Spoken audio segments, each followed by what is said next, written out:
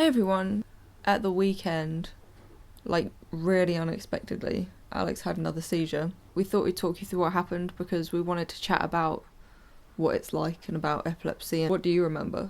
Well, I remember more this time than I had previously, I think. And I think that's because I only had one. Alex usually always has seizures in twos, and they can be up to like a day apart, and then he doesn't remember anything that happened in the middle of the two seizures. This was the first time he's only had one, so you remember a bit more than normal. Yeah. We'd gone to my family side's sort of Christmas do that we do every year. I got some cute Snapchats before we left of you and your mum dancing. Yeah. With that Christmas hat.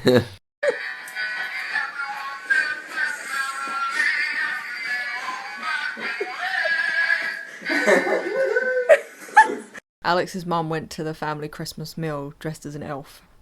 Yeah, I don't know why. Like, full costume. No one else was in costume, but that's why I love your mum. She was like properly went in an elf costume. Everyone else was wearing something slightly Christmassy except me. I just kept saying to everyone, I've got green hair, that's my contribution. Yeah.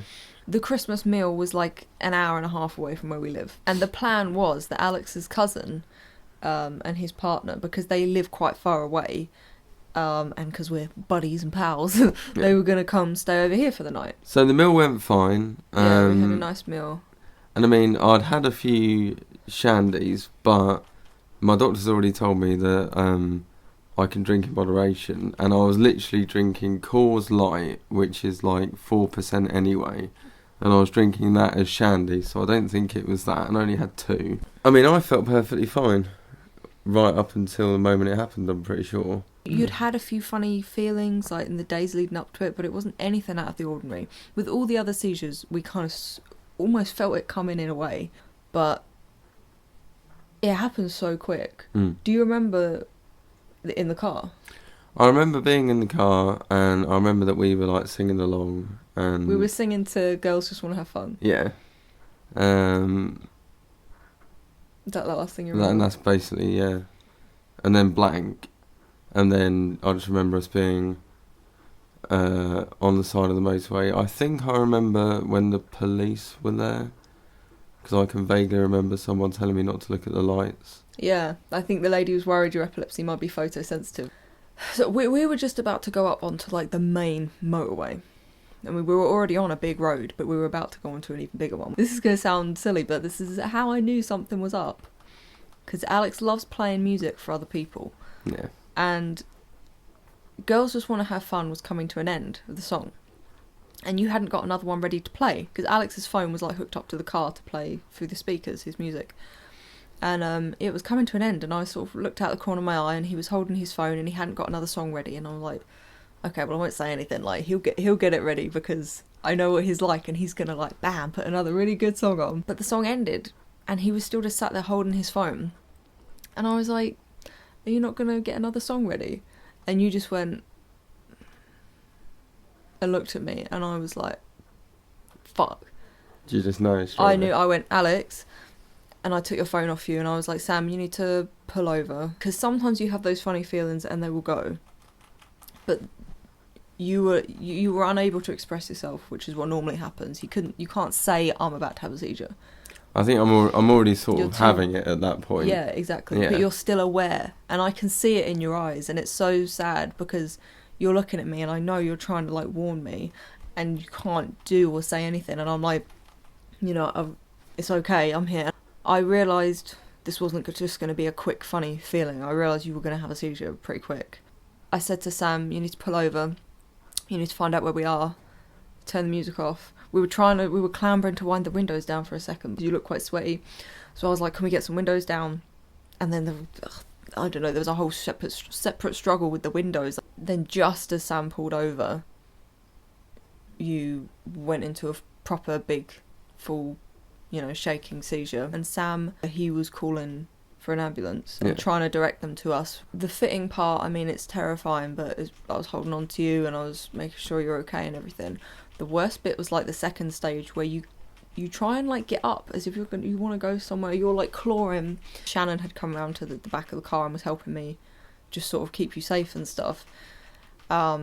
because they were planning on sleeping over at our house, we had a big quilt and pillows and bags in the back of the car, so it was very cramped. And you started pushing back up against me, and in the end you were sat on me. I know you're supposed to not restrain people when they're having a seizure and like push them around and stuff, but I had to get you off me. Yeah. I try and talk to you because I don't know if you can still hear me. I'm sure it helps, but I don't remember. You might not even be able to hear me, I don't know, but I'll try and talk to you. I had my arm around you, and you suddenly just didn't want my hand anywhere near you. You went for my thumb. You were like pulling my thumb. Again, I feel so mean, like, because you're having a fit and you don't know what you're doing, but I couldn't let you hurt me. No, fair enough. It all felt like it went on forever, but I'm sure it happened pretty quick. At the same time, I'm trying to time the seizure as well.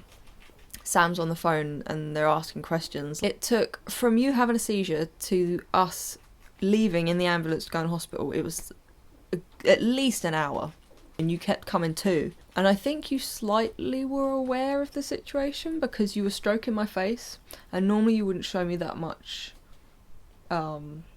affection, yeah. It's not because you don't care or anything, but he's not normally able to at that point in time. Like, a lot of the time he doesn't remember who I am. I said to you, don't worry, no matter what happens, I'll look after you and stuff like that. And you said you loved me. Yeah. You were sort of laying on me, and you were doing that and stroking my face. I did seem to sort of regain my faculties a lot quicker at this time. Yeah. You were confused for a while, but you definitely... But I sort of realised I was confused. Yeah. There was a point in the middle that I haven't necessarily had before where I was confused about where I was and what was going on and stuff, but I was aware of that, if that makes sense. I could tell that because when the paramedic was asking you questions, you were like apologising for not knowing the answers. Yeah, it's really hard to describe, like, not sort of being all there kind of thing. Then the paramedics turned up. Well, the police turned up first because the ambulance couldn't find us. The paramedics couldn't find us. And then when the paramedics found us, they did some tests. I filmed some bits while we were sat in the car because I obviously am assuming you're going to have another seizure because they always come in twos, and that he's not going to remember any of this. I have asked previously, when I have fits in the future, for it to be documented because obviously I don't know anything about it. I'm never there, if you like. Oh yeah. Previous ones I've had where there has been like, we've come home and spent like the day at home and then it's happened again. Yeah. Like that whole day is just gone. We were sort of joking a bit and laughing and everything because, well, you still keep a good sense of humour about it, don't you? Oh yeah, I mean, I've got a good sense of humour about everything. That's how I and loads of people obviously deal with crazy situations. All the way through everything, even all through being in the hospital, like, we were making little jokes to each other, and we still feel like absolute garbage, and it's still a really horrible experience, but having a little moment where you can make a joke of it just kind of gives you some, it sounds stupid, but like some power in the situation. Yeah. Like, you're making the situation less dramatic just for a moment. You're seeing like the lighter side of it. So I really appreciate that, even though it's awful, we both managed to like joke with each other through all of it and stuff like that. That's another reason why I was really annoyed when they wouldn't let us be together in the hospital. Because I was like, well, now he's just sitting there alone, whereas at least if we were together we might be able to find some little something to chat about or joke about or whatnot. But anyway, that's for later. Ambulance came and took us to a hospital we'd never been to, in a place where we didn't know where we were. I mean, we appreciate the hospital staff. Oh yeah. They all seem perfectly nice, and I'm sure they were doing their best. I've got medical professionals in my family, and obviously we absolutely appreciate everything that everyone does. Yeah. And, all the staff and, the strain that they're under. But, Jesus Christ. So after a seizure, obviously you're exhausted. It's like you've run a marathon. The seizure happened at 9:30. We left hospital at 4 a.m. For the first 5 hours, we were sat in a corridor on little plastic chairs. Door at the end that kept opening and it was cold. You fell asleep on my lap, luckily. And then when Alex finally got through to the first stage, like briefly chatting to a doctor or something. I wasn't allowed to be there. They took Alex away. And they kept asking me questions I didn't know the answer to, and I kept saying, "Oh, Kizzy will know this, Kizzy will know this, Kizzy will know this." And I heard someone crying out, like, hello, hello, from one of the cubicles, and no one came. You can't physically say when one's coming. I can see it. So I'm like, if he has a seizure, or if he's about to, he can't tell anyone, and he's around there on his own, and I've just got to sit here and leave him. I just had to leave you. And, like, we weren't allowed to see each other. Sorry. It just don't feel right, you know? When we got split up, I'm just worried about you. I'm just thinking, oh God, I hope you're right. Our phones were dying at this point. Our friends were sat outside in the car park waiting, bless them. And I didn't have signal in the hospital, so they just sat there and waited. Thank you guys so much if you're watching this. And then they came and called me and said that we could go through to a different room. Was that when I got a nicer chair though? Yeah, you got a slightly nicer chair at that point, which was nice. I got a soft chair instead of a plastic one. Yeah, and we were chatting to that doctor who, she really liked the colour of my hair. Oh yeah. She made me like type in on eBay the name of my hair dye because she wanted to get it. She kept calling me green hair. Yeah.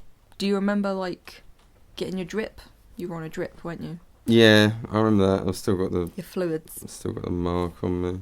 I mean, we were obviously thinking, what time are we going to be going home? What's happening regarding going home? We're not even sure. I was like, oh well, if we've got to stay in overnight, they'd let us know and give us, you know, some warning and chat to us about that.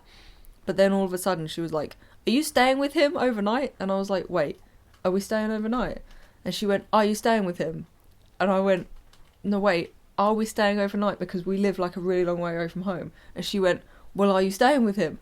And I was like, oh my God. I remember that bit. Because you didn't want to stay overnight, did you? No, I think I was like, well, I'm not sure if, like, do we have to? Like, Yeah. can we go home or whatever? It took a while, and then they were like, do you want to stay or And then I was like, no. And we were like, no, we don't Hell really want no. to stay. Well, once we got the results back for the bloods, which showed that I have some sort of infection, so I've got antibiotics to take.